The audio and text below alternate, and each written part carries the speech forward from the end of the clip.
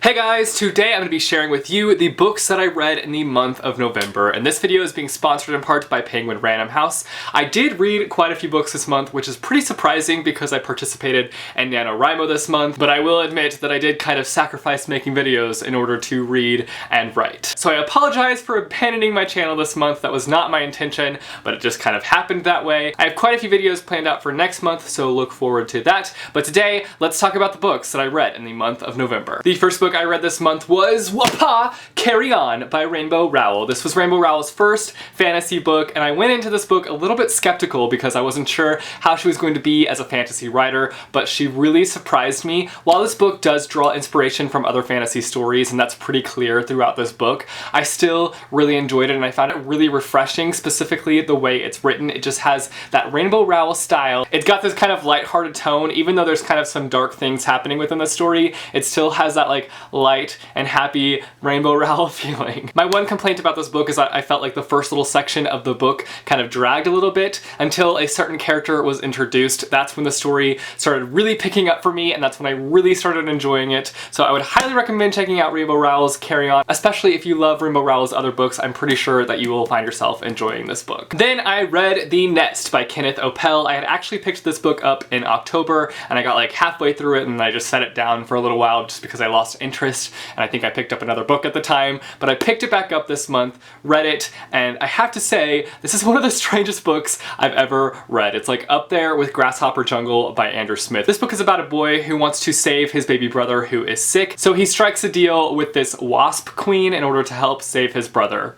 That alone is a really interesting concept. Unfortunately, this story just lacked something for me. I kind of went into this book with high expectations because I had read The Boundless by Kenneth OPPEL, and I was completely blown away by that book. I really enjoyed it. The writing was so rich and detailed, and I was kind of expecting that going into this book, but unfortunately the writing in this book was kind of more on the dry side, if that makes any sense. The story was also just a little bit too out there, just a little bit too strange, and I was just like, what the heck am I reading? I struggled my way through this one. It was a fun read, but it just wasn't the best. The next book I read was The Lies About Truth by Courtney C. Stevens. In this book we follow a character who gets in this big car accident with her best friend, and her best friend actually passes away, and she's left just completely scarred mentally and physically. I read Faking Normal by Courtney C. Stevens earlier this year, and I just completely loved it, and so I was highly anticipating this book. While I did really enjoy this book, and I found it to be a very important book for people who have gone through this situation, or people who know other people who have gone through this situation, the story just didn't affect me as much as Faking Normal did, and I think that's because I just couldn't connect to the characters within the story. I just had a really hard time falling in love with the characters. In Faking Normal, I just absolutely loved the whole cast of characters, but within this book it was just really hard for me to like fall in love with each of the characters. I also just wasn't a huge fan of the romance within this book, which also might just be a little bit of a personal thing for me. But if you like romances, there is a nice romance within the story that I think you'll enjoy. There's also this really nice mystery factor about this book, and that's something that I really enjoyed. I loved kind of the mystery element of the plot. It really kept me reading and kept me intrigued, and that's the thing that I enjoyed the most about this story. It's definitely a book that I would recommend, but I would check out Faking Normal by Courtney C. Stevens first because that one is just my fave. The next book I read was Never Fade by Alexandra Bracken. I finally picked up this series again. I'm finally making my way through it. I really needed a break from dystopian there for a while. I just kind of burnt myself out on it. I think it was like 2013 that I would just like read nothing but dystopian, so I really needed a break. I took like a 2-year break from dystopian, finally picked up this book and just completely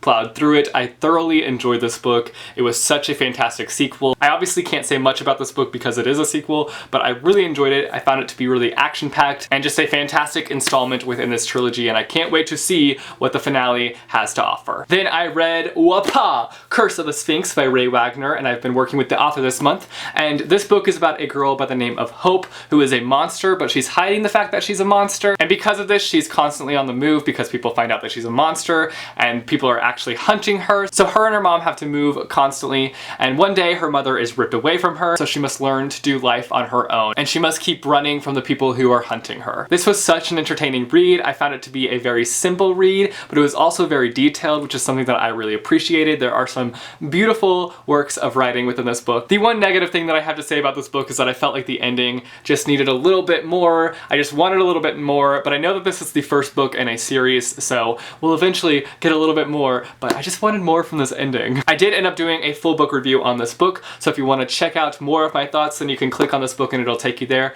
or I will also leave a link down below in the description bar, so go check that out. The next book I read was ILLUMINAE by AMIE KAUFMAN and KRISTOFF, and this was the Booksplosion book of the month for the month of November, and we did a full live show discussion on this book, which I will link down below if you want to check that out. But this book was basically like nothing that I've ever read before, just the way that it was formatted, and also just the story itself was so unique and interesting. This book is about a planet that gets attacked, and there are two ships that kind of depart from this planet with refugees on them, and the terrorists who attacked the planet are actually after both of those ships, trying to take them down. There's romance, there's action, there's suspense. This book is amazing. It'll probably blow your mind. It kind of blew my mind a little bit. It does take a little bit of time to get used to just because of the format of the book, and it does take time to get attached to the characters, but you will get attached to these characters and you will feel for them and their situation. Then I finally read CRESS by Marissa Meyer, and I actually have a book talk coming for this book. I just haven't edited it yet, so it's coming your way soon, so you guys will hear more of my thoughts. But I'll just say this was by far my favorite book in this series so far. Obviously, I haven't read Winter yet, so that could possibly trump this book, but this book was just so good. I just forget how much is going on within this series, and it's just so exciting. You're never bored while reading one of these books because there's just so much going on. You follow so many different characters, and they're each so interesting and fun, and overall, I just love this series so much. And with this book, I just realized how much I've been loving it, and I can't wait to see how the series comes to a close with Winter. Then I read a not-so-picture book, I guess you could say. That is The Book with No Pictures by BJ Novak. This is not a picture book, but it's like formatted like a picture book, and it's basically just got a bunch of text in it. The reason I picked this up is because I just saw it on my bookshelf and I was like, that's been sitting there for a while, I've never read it, so I might as well read it. It was a really fun and weird and unique children's story, and I really liked that about it. I don't have much to say about it other than it was just a fun old time, and it's definitely one that I will someday read to my children. When that day comes around. I'm gonna wait quite a while for that. The next book I read was Honor Girl by Maggie Thrash, and this is actually a graphic novel memoir. And it's basically about this girl who goes to summer camp and she's dealing with like sexuality and like fitting in. And so she's facing all these kind of different things. It was a really funny book, which I found really surprising. I wasn't expecting it to be as funny as it was. I have two complaints though. The first thing being the art style. I just wasn't a huge fan of the art style. And so for me, it was kind of hard for me to appreciate this book as a graphic novel. While I did love the story, I just didn't love the images throughout the book. I didn't like the art style at all. And the second thing was the ending. I just didn't like the way that this book ended. It actually kind of made me annoyed.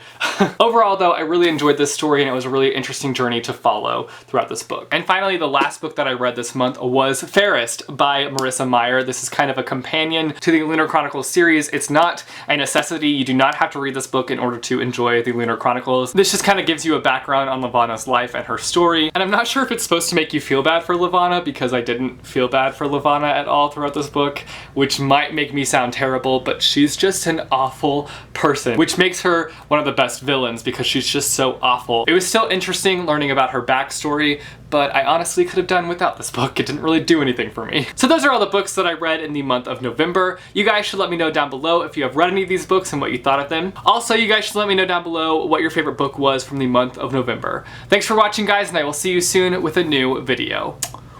Later.